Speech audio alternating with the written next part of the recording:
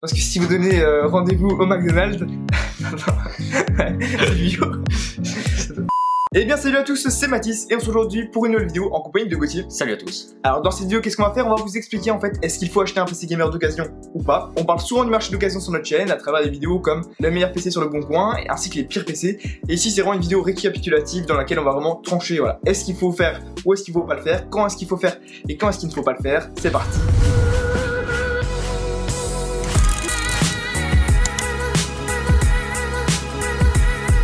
C'est vrai qu'à la base on voulait donc tourner aujourd'hui la vidéo les meilleurs PC sur le bon coin numéro 2, mais au final on disait vraiment tout le temps la même chose, les risques etc. Et autant faire encore une bonne vidéo pour mettre vraiment les choses au clair. C'est vrai qu'à chaque fois on vous disait voilà, celui-là il est bien, celui-là il est moins bien. À chaque fois on essayait de dire que c'était intéressant mais qu'il fallait quand même faire attention et ça tournait un petit peu en rond au final. Et donc je pense qu'on va arrêter la série les meilleurs PC sur le bon coin et qu'on va plus se diriger vers les pires PC. Je pense qu'il y a encore 2-3 petites choses à faire pas mal drôles. Voilà. Donc il y aura peut-être pas beaucoup d'épisodes mais il y en aura encore quelques-uns. Donc en gros dans cette vidéo on va vraiment essayer de trancher entre le fait de est-ce qu'il faut acheter un PC gamer d'occasion ou pas, mais si vous voulez qu'on fasse une vidéo sur comment acheter un PC gamer d'occasion, j'ai justement cherché ce style de vidéo en voulant acheter une moto. J'ai regardé des vidéos, d'ailleurs il y en a pas mal, sur qu'est-ce qu'il faut regarder en achetant une moto, voilà, au niveau des suspensions et tout, et là je me suis dit bah, pourquoi pas faire la même chose pour les PC, voilà, c'est pas très intéressant. Dire voilà, est-ce qu'il faut regarder la pâte thermique, la carte graphique, dans quel état c'est, etc. Il y a pas mal de choses à regarder, que ce soit pour des PC ou même pour des petites pièces, et donc si ça vous intéresse, des petits likes, un maximum de likes, clairement, on se donne un objectif de combien?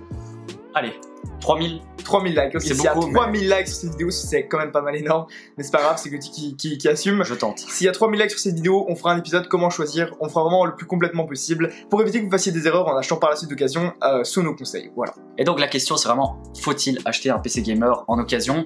Alors, je pense que ça dépend ce qu'on va faire avec le PC, si vraiment, enfin pour moi en tout cas, si on veut vraiment un PC de compétition, on veut le monter soi-même, etc., c'est logique, on va plutôt se rediriger vers le neuf, puisque, bon, à part si on achète les pièces d'occasion, c'est toujours possible. Mais après, le fait de déballer les boîtes, etc., je trouve ça plus amusant. Oui, mais... après, c'est quand même pas énorme. Ça dépend du niveau du feeling. Il y a des personnes qui veulent tout neuf, et bon, ça, on peut pas faire grand chose pour elles. Voilà, il y a toujours des risques justement d'acheter d'occasion, que ce soit dans l'hardware ou même autre chose. Donc voilà, par exemple, c'est vrai que quand on achète, je prends l'exemple d'une carte graphique, on va jamais vraiment savoir comment elle a été utilisée au niveau des performances, si la personne a fait du minage par exemple. Généralement, il n'y a plus de garantie. C'est même pas que la personne ne vous le passe pas. Parfois, vous achetez de la personne là, mais il vous la donne pas, ou bien il l'a plus, il a perdu ou quoi. Donc c'est de nouveau un risque et malheureusement, voilà, si jamais vous achetez un PC et que la carte graphique malencontreusement, qu'il n'y ait pas de problème, mais qu'elle claque après 2 semaines, vous pouvez malheureusement que vous contrôlez contre vous, donc ça c'est un petit peu malheureux. On voulait également faire cette vidéo parce que nous aussi on a un peu touché au marché de l'occasion par rapport à l'hardware. C'est sûr. Voilà, ça fait maintenant presque 1 an qu'on commence un peu à monter des petits PC, que ce soit pour s'amuser et puis pourquoi pas les revendre ou quoi. Bon voilà, et vraiment un peu toucher à plusieurs cartes, et un peu apprendre aussi, c'est comme ça qu'on apprend. Et c'est vrai que parfois il y a eu quelques mésaventures. C'est sûr. Voilà, par exemple ce qu'on a déjà eu c'est on a acheté une carte mère.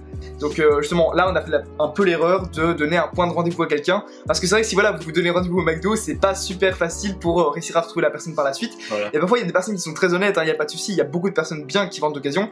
Il y a aussi des petites personnes, des petits roublards qui essaient de vous enrouler. Donc ça faut quand même faire super attention.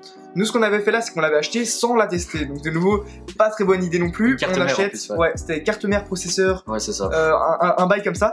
Et au final la carte mère ne fonctionnait pas du tout. Ouais voilà, et la personne comme quoi elle fonctionnait avant. Après voilà, la confiance, il faut la parole sur la parole comme on dit. Voilà, c'est sûr. Mais c'est vrai qu'ils voulaient pas nous rembourser, on a eu des problèmes.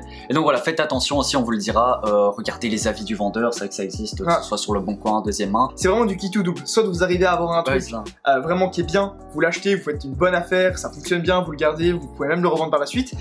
Soit par contre malheureusement vous achetez un truc et ça claque. Toi t'as eu par exemple ton PC portable, tu l'avais acheté voilà, alors ça c'est aussi une autre histoire, j'avais acheté un PC portable 450 €. Je l'avais acheté à 450 €, j'étais arrivé le jour même et je l'ai pris.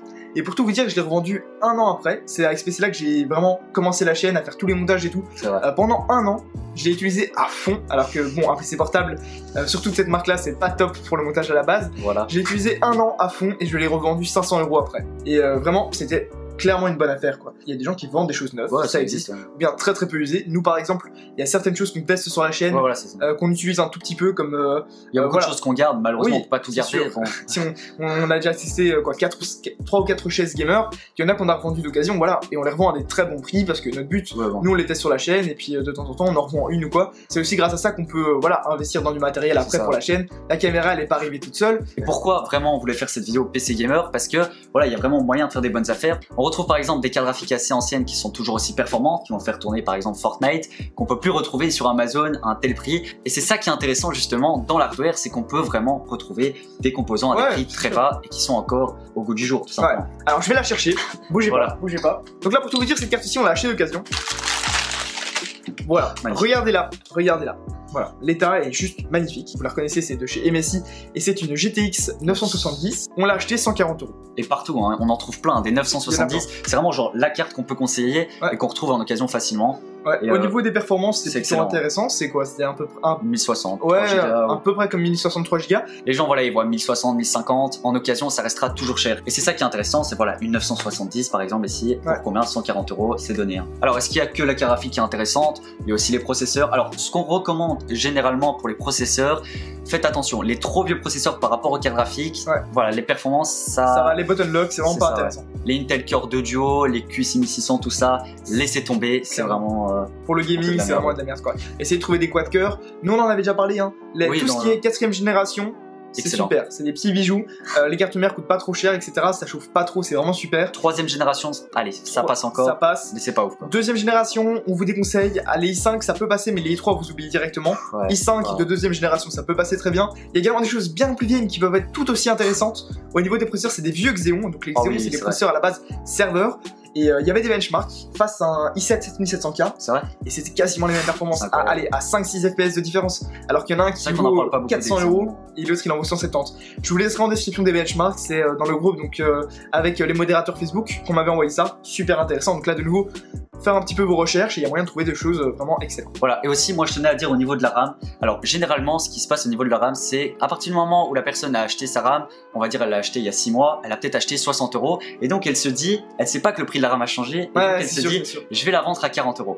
Et c'est vrai que ça on retrouve généralement, voilà, que ce soit de la DDR3, DDR4, je parle de 8 Go en général, et ça c'est intéressant, surtout en occasion. Voilà, par exemple on veut upgrade son PC, on rajoute une petite barrette de 8 en occasion, et puis il n'y a pas de risque, la RAM. C'est ça, en fait il y a vraiment des composants comme la carte graphique où c'est vraiment relativement risqué parce que voilà, il y a tout qui tourne, ça chauffe fort et tout ça, donc ça s'use rapidement. Mais la RAM, bon, à part vraiment des très grosses RAM, il y a vraiment très peu de risques qu'elle ne fonctionne pas. Vérifiez toujours, testez-la, mais il n'y a pas de chance qu'elle claque après 2 jours sans aucune raison. Ce qui est par contre plus risqué à acheter, c'est tout ce qui est carte mère. Il y a beaucoup de petits pins, de petites connexions, des petites soudures qui, malheureusement, voilà, une personne qui s'en occupe pas bien peut très vite l'abîmer et ça peut être dangereux d'acheter ça d'occasion. Mais par exemple, voilà, un boîtier qui a bien été entretenu, même s'il a 20 ans, il fera toujours autant le taf. Hein. Peut-être que au niveau des connectiques, ce sera plus la même chose. Les alimes aussi, ça perd pas trop de. Ouais, les alimes, il n'y a pas de grandes évolutions, quoi. Les disques durs, c'est un peu moins conseillé. Alors, moi je raconte une petite histoire. Hein. J'avais acheté un disque dur 1 Tera, j'ai utilisé pendant une semaine d'abord, d'ailleurs tu te souviens, et après une semaine, mon PC faisait un bruit, mais voilà, j'ai l'impression qu'on faisait des travaux juste à côté. C'était vraiment infernal. Et au début je savais pas, je me suis dit c'est les ventilateurs, comme un con j'ai acheté plein de ventilateurs bicolettes, voilà, hein. D'ailleurs on s'en souvient, bon c'était le début, et je me dis comment ça se fait que ça fait toujours autant de bruit. J'essaie de chercher où est la nuisance sonore, et là j'entends justement que c'est le petit disque dur que j'avais acheté en occasion, et d'où, voilà, les disques durs, on vous conseille peut-être pas trop. En fait, s'ils bougent un tout petit peu, il y a la tête de lecture et d'écriture qui peuvent commencer à faire du bruit sur le disque et tout. Les PC complets, moi je vous dirais que ça peut être intéressant. C'est aussi intéressant. Ça dépend du budget en fait. Voilà. Si jamais vous avez 200 €, il y aura rien en neuf. Ça sert à rien de chercher, d'aller acheter chez V-Box. On prend un PC bureautique, une tour où il n'y a pas de carte graphique, on met une carte graphique et le tour est joué. Ouais, alors attention, tout ça on vous explique bien, faire attention au processeur qu'il y a, l'alimentation pour qu'elle soit compatible, etc. Vérifier qu'il y a un port PC Express.